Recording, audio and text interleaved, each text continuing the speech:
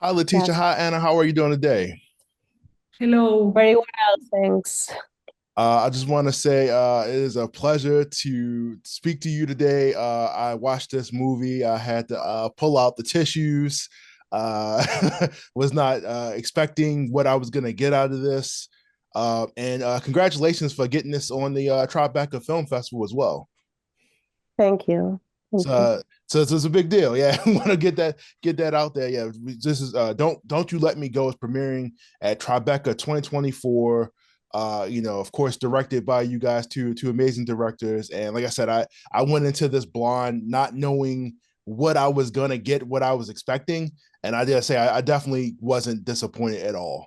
I definitely was not disappointed. I guess my first question to you two, in terms of like directing this movie, obviously it uses a time travel element, and we kind of go back and forth, and then we're kind of in that past, and we jump from the present. Was When you guys were directing this, was this something that you guys wanted to use? You wanted to use the element of time travel like during this movie, or was that originally in the script when you were directing this? Yes, it was. You mean that if we found this later on the editing, or Yes. if we no, it was in the script. Yes, actually, and we worked to build it like a time travel experience. It's not a dream, it's not an oniric sequence. It was one of the things that we found help us tell the story in a way. Make it like more like a little uh, children's book. She goes to the past, and it's like this forest with these flowers and these intertitles. They work like chapters to a book. So we gave us a little bit of distance, and that helped us work a lot Right. during the shooting of the movie. It was important to like Letty said, to keep distance from reality for us. So we decided to build the story using these elements like the time travel, but also this other uh, oniric and a little bit surrealistic uh, Yes, and uh, in a elements. sense, the movie for us, without the time travel, was already had that element because we kind of wanted to go back to that moment. Right. So we build it in a way that it's the same for the main character. So she has that opportunity that we were not looking to For get for. Thank you. Thank you, dear. So I mean, obviously the movie deals with grief and the relationships between these friends and family. One of the things I definitely liked, just definitely during the beginning of the movie, where you see how different people are dealing with the grief and the loss of this person. Everybody is kind of processing it in their own way. I definitely like that you guys showed that from individual to individual. Like, okay, this person pretty much like laughs it off. This person is crying the entire time. Everybody has a different way of showing that, and as you see throughout the movie, the grief is so strong that she's able to miraculously jump back in time and relive this moment. Was dealing with grief something that you really wanted to obviously highlight throughout the movie, and and did you originally have it to where everybody kind of had their moment to how they were reacting to this person's death? It was Uh, it's very nice that you saw that in the movie because what we wanted to do was like to show that for Adela that moment that was supposed to be a relief because the funeral it was kind of ridiculous or it wasn't working for her at all, and we tried to build uh, that moment showing her showing what was going around her, and those characters came up. What you say, you know, the all that first part is built in that way, so she can not relate to her pain. Right. And Yes. that was The experience of awake is, it's kind of absurd, you know. You are there and you are mourning a loved one, and you cry, and then you get hungry, and then you need to go to the bathroom, and someone calls you phone, and nothing makes any sense, and the other person is not there anymore, and everything goes on, and you say hi to someone and talk about their dog. You know, it's life in that kind of no space that is a wake house, or I don't know how to, a funeral. How do you say that in English? Like a mourner. Yeah, thank you. It's, you don't know how to behave. Nothing makes really sense for anybody, I think. Yeah, you definitely see that, because like the scene where the mother is like, yeah, we take down the cross, and like trying to cover the cross up with like the flowers. I'm like, it's just nothing. Everybody's just like, it's, you either angry, you're sad. It's just so, like you said, there's so many emotions going through these people's heads at the same time, and like everybody's just trying to figure it out. But I think the most important thing of that scene is that how many people the character had touched. Like, you know, they were all in the room, you know, mourning over her death, and everybody had a different relationship with her, outside of the friend group, the three people that with the main movie, the movie is about, you know, Adela, Elena, and Lucy. And you know, like like I said, that first scene just really sets it up for you know, really getting into the relationship between those three characters. Um, I do have a question though, and I feel like maybe it went over my head. Um, does the movie? Okay, maybe I missed it. Does the movie ever allude to how she dies? Not really. I mean, Okay. there's yes, there's a passing commentary that is actually off screen. The ladies on the bathroom Okay. are talking about disease, and it's like this shitty disease. It was tough on her. It's kind of implied that she had cancer, but Okay. it's never said in so many words. That makes a lot more sense as to how her reaction to everything was, like how she was just kind of erratic a little bit. Like she just was, like, she would have like, you know, moments throughout the movie where she was just sad, but it was unexplained. So that actually makes, like, at that point maybe she knew, but it seems like that was way in the past before that probably came about, so that probably didn't make much sense as to that theory.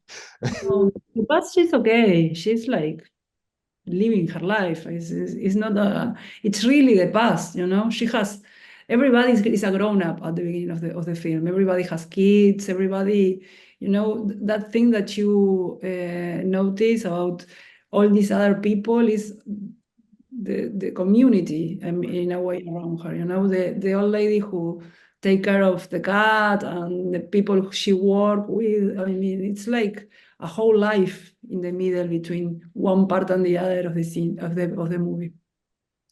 Let's talk about location. I noticed you guys are often out in the way, and you guys had, you know, a little, pretty much a private island, just film whatever you wanted, basically. What how long? I guess how long did it take you guys to film this movie where you were, and exactly where were you? Because I feel like the location is kind of varied. I'm like, are we, you know, we went from a beach to like kind of out in the woods somewhere, like where exactly were you guys when were you filming? we shot all here in Uruguay. The wake part was here in Montevideo. It is actually a hotel. It's Oh. not a wake. Uh, you know, it's not a very nice hotel. Not a recommended hotel. It's an old hotel that now, I don't know, in the pandemics was closed. So we rebuilt it a little bit to look like uh, that place, but it was actually a hotel. It had a lot that did work for us. And then the other location is, yes, a place where it's not far from Montevideo. It's 80 kilometers long. It's a place we know very well, Letty and I. We go there for holiday, and we did right thinking about this place, so it was very natural for us to shoot there. And it's a very small production here, so I don't know. We shot 1 week in Montevideo for the wake, and 3 weeks in Solís for the second part of the movie, for the time travel. Right. Yeah. Yeah, that makes a lot of There sense. are more houses and buildings and supermarkets in that place, but we left them off. So it's We didn't show anything else but them. we are shooting the trees. Yeah, I was wondering because it seemed like it was nothing around. I'm like, how are they eating? Like, where are they going? I'm like, it's like nobody had a car, but like the one character. Nothing. It's like We love that. It's kind of that capsule, They are like we wanted them to be like in this sphere. We could see them, you have the sphere, the one that so we can look at them there, it's we did build this atmosphere for them. It almost felt like you were trying to do almost kind of a thriller element, because there were scenes where like they were kind of scared to come in the house. They thought somebody was in there. You had the one character come in with the gun, which I thought was he just happened to have a gun right on the island, and it was almost like she was running away from something, and she was scared that somebody was there, because they kept looking out the window thinking somebody was coming. And maybe, like I said, again, maybe it's another scene that went over my head. What exactly was Adela looking for, or what was she expecting to come? Because I feel like I said before, she was expecting somebody to come there, or like they were almost like looking for somebody to show up. I guess that thrilling, yes, that scene in particular is there because it builds something for the three girls. There's one of them, the Lucy, is a temerary girl. She goes there and it introduces humor elements also. It did work for us. It was very funny to write and very funny to shoot. And I guess it is something that happens to them that is not really, really a thing. It's something they will laugh off when they grow up. It's like a story that keeps with them forever. And that's why maybe it's important that weekend for Adela, because some things happen and she can remember that things. But yes, Adela, she is alert, but not in that moment. But when Paquito gets lost and the following morning, yes, she is more alert in one point, but not in, I guess, the thriller and the man with the gun is just part of the funny story, maybe. Leticia, you were about to say something? No, yes, that I was about to build in what Anita was saying, that it's like you have like these silly little adventures with your friends, and then it's like, remember that time that we went and the guy with the gun, and it's and there, and you maybe are a bit drunk, or you did some drugs, and suddenly you feel a little paranoia. You are a grown up, but you are alone in a house. It's about, but you want to smoke, so you want to go, you want to walk to the place where the cigarettes are. It's about being 20 in a way and alone around. And yes, for me, when Lucy arrives to the house, Adela relaxes. You know, she's more in the moment. She lets go of this other awful thing that is above her head, and these little things that happens, this like little intrigue that relates to the idea that she and Elena are all the time reading detective stories, help her to be there, you know, like, okay, so we have to, there's a sound, and maybe it's a motorbike, and where is she going? And then, as Anita said, at the next day, everything comes back in a way, you know. The child is lost and the weekend is ending. The child lens reappears. That is very important also. Yes, yes. Nothing happens. We will never do that. We will never lose a child on a movie. Yeah, it was like, how long was the kid missing? Like, was it a couple of hours? With a few minutes? I No, don't a child know. a lot, yes. It's like, hey, They can walk very fast. I was gonna say he couldn't have got but so far, but it was just a regular afternoon after that. You set up in the movie pretty much like you joke, they joke about it in the movie where, you know, people say, you know, the TV turned on, you know, that was I think that was my, you know, my parent or something like that, or, you know, my friend. But she, you know, they joke about, oh yeah, you know, people smell certain things and it brings back memories. You know, it's the scene where I think it was like I think it was like it was the flower Yes. that she sees, and it like instantly transports her, you know, to where she was.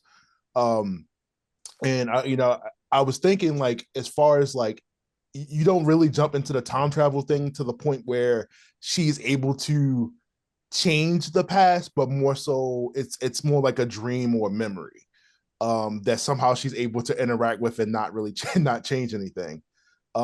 As far as like the time travel thing, like, was there ever a moment where you wanted to film a scene where there was, like, you know, you give the audience hope that she was able to change the outcome of her friend's death? Well, We not really. decided not to. No, because it is not that kind of time travel movie, Right. you know, because Right. it is exceptional in a way, you know. And we use it we put the flower because if she took it from the present to the past, she traveled in time. It's Right. not actually a dream. We give these clues that we intended for her to be able to do this magic trip in a way. And of course, you can understand it the way you want it because it's not a closed movie with an obvious ending. But she lost a friend because her friend got sick. It's not she can go and say don't get in that car because you are going to get on a car crash. You know, it's not about changing it. It's about holding it close to her in a way. And they all grow up. They are women with families and kids. There's not a way to. She doesn't want to undo her friend's life. She just misses her a lot. Makes a lot of sense. Answer that question. So my final question, and wrap it up here. As far as kind of, I know you can probably answer this all day, but I'm guessing was there a lot that you felt like had to be removed from the movie after filming? Was there a lot of dialogue, obviously, that was not used, or a lot of transitions that I'm assuming there's, like, you know, because everything's a director's cut now. Was was there a different version of this movie that was like completely different, maybe darker, maybe a lot lighter, more of a comedy? No, actually, No, no. no. I remember if we left something behind. This is, I think this was the first. I mean, this is the first movie. This is our third movie, but this is the first one that we cut it in the order of the script. It's quite literal what we wrote. No, I misremember. We didn't.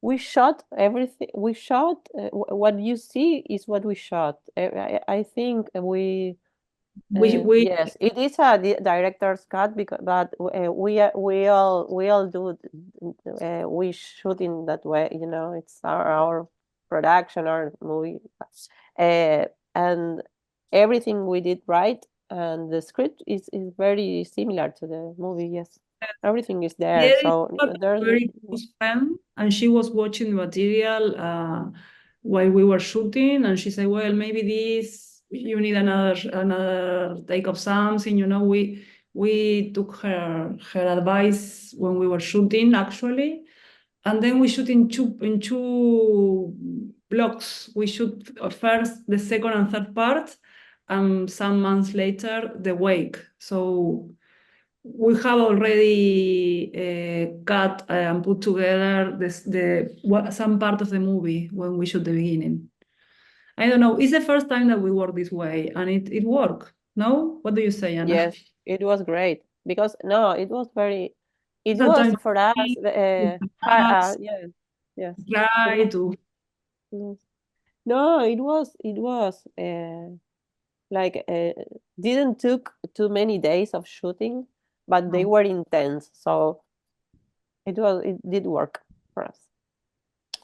Look, I gotta say, I mean, myself, Terrell at Big Gold Belt Media, I really enjoyed the movie. Like I said, this is definitely, I've watched a lot of movies for Tribeca, but this is definitely still in my top three. Like it's my if not my number one film, just because like I said, it gets to the point, it delivers on the characters. You really see like I said, the character building. The story is there. Everything is pretty clear. I feel like a lot of movies now, it's kind of all over the place, but you guys do really good job of guiding the viewers from point A to point B. And I feel like, as a viewer, I shouldn't have to do all the work, but you do a really good job of doing this. This is a really good movie. I'm glad, like I said, third movie, and, those Summer Runners and 60 Candles, the third movie, like, Actually, Summer Runners and 60 Candles are short films. Sure. We did Yes. So Much Water that it was in 2000, no, what? 2013. 2009, 2015. 13. Yeah. Adela that we co-wrote, but I directed that alone, but it's one of our movies. Yeah. And then this is our third. Short films count. So yeah. Yes, for us they count. We Yeah. love them. Yes. Yes, we did. We had a lot of fun making them. And thank you for all these beautiful things that you are saying, because it was a big question for us. How was this movie going to work with a person that is not close to us in a way, like more for an audience. It was in some sense a question mark for us, because Yes. When you're making a movie, you see it so many times, and then you lose the perspective. But now in it is going to this, be there. So yes, thanks. with this one in particular, because it was so made like it's how do you say capricho? It's full with these things that we put in the movie because we want them there, because we didn't ask permission or think much about. We wanted the little bird, these little gestures. So I'm glad that you liked. Loved it is the word I would use, but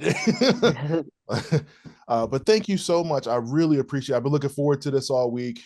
Like I said, I had so many questions buzzing in my head after watching the movie. Had to go back and re-go look at some scenes, but it was, like I said, it was a really, really good movie. And like I said, I know this is going to get all the praise of Tribeca. I'm not sure how the voting system works, but I hope you Me guys. neither. I didn't know if there are prizes or not. I don't know. But this is a really good movie. I really appreciate it. Thank you so much for doing this interview with me today. No, please, Thanks thank you. to you. Yes. Yes, Well, like I said, on behalf of Big Gold Belt, I'll see you guys later. See you then.